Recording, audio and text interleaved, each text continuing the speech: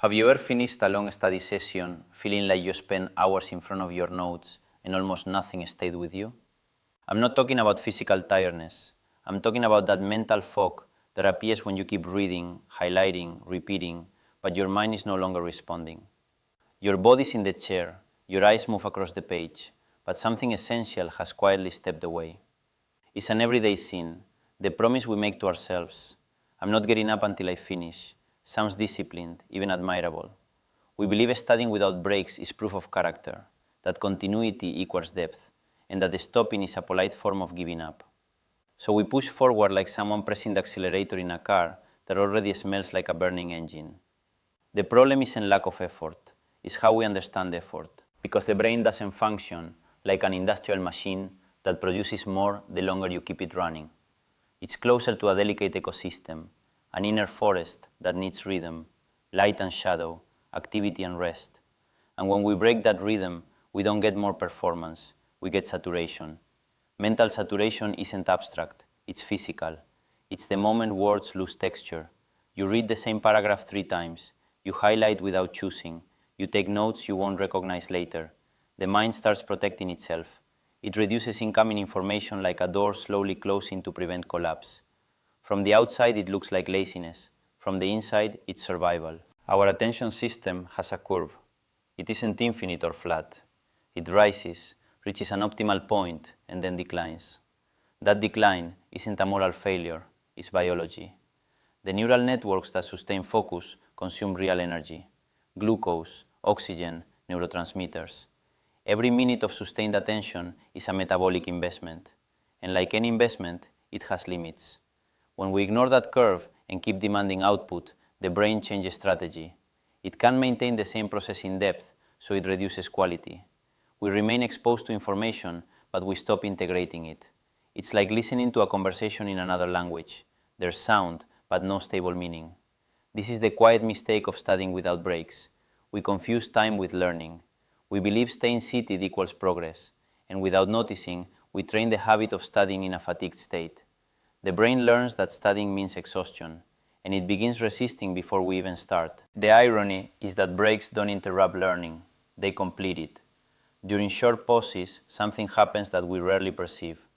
The neural networks activated during study keep working in the background. This isn't magic, it's reorganization. The brain reviews, consolidates, clears noise, like a desk that arranges itself when you stop shuffling papers. The break is the moment when what you learned finds its place. Without that phase, information piles up like clothes in a heap. It's there, but unusable. Many habits we consider productive quietly damage this process. Studying with notifications always on, switching tasks every few minutes, forcing yourself to continue when comprehension already dropped. These aren't dramatic failures. They're small cracks draining attentional energy. And they do it so gradually, we barely notice. The brain interprets multitasking as constant micro-interruptions. Every return to the main focus carries a cost, a restart, an invisible friction. And when you accumulate dozens of restarts in an hour, fatigue doesn't come from the material, it comes from the switching. Designing study cycles isn't a rigid technique, it's a conversation with your cognitive rhythm. A healthy cycle respects the natural attention curve, a block of deep focus followed by a real break. Not a break filled with another screen, not a break overloaded with stimulation. A break that allows the system to lower its speed. Walking a few minutes, breathing while looking into the distance, stretching, closing your eyes. Simple gestures that send a message to the nervous system. You can release. And in that release, learning settles. Imagine the mind as a fine muscle. It doesn't grow from continuous tension. It grows from tension followed by recovery. Without recovery, there is no growth. Only wear. At first, adding breaks can trigger anxiety. It feels like losing time, like breaking momentum. But with practice, the opposite happens. Returning to study feels sharper. Attention comes back like clear water after the bottom has settled. And that clarity compensates for the minutes of rest many times over. Over time, you develop a new sensitivity. You begin detecting the exact moment your mind crosses into saturation. You don't wait for collapse. You step away earlier. You take the break while energy still exists. And that preventive decision transforms the entire session. This isn't about studying less. It's about studying with internal architecture. Mastery doesn't appear as a heroic act of endurance. It appears as an intelligent relationship with your limits. When you understand the dynamics of your attention, studying stops being a fight against yourself. It becomes collaboration. And inside that collaboration, a form of calm emerges. You know you can work deeply without destroying yourself. You know rest isn't betrayal, it's part of the path. The mind begins trusting the process. It no longer needs to flee or rebel. This shift is subtle but powerful. You stop measuring success by hours accumulated and start measuring it by quality of presence. One lucid study block is worth more than hours of fog. And when you repeat this pattern day after day, the brain learns that focus is sustainable, even pleasant. Learning then takes on a different texture. It's not a race against time, it's a long breath, a movement inward and outward, focus and pause, like waves advancing without violence. In the end, understanding cognitive rest is understanding that we are not built for infinite continuity.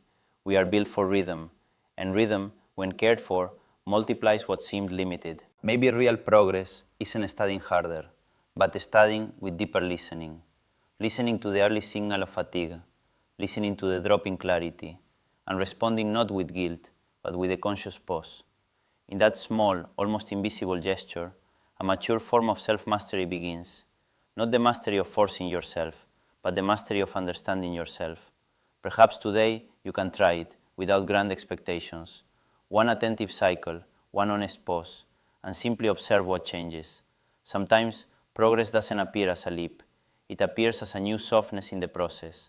And that softness is intelligence at work. If study becomes a breathable space, consistency stops feeling heavy.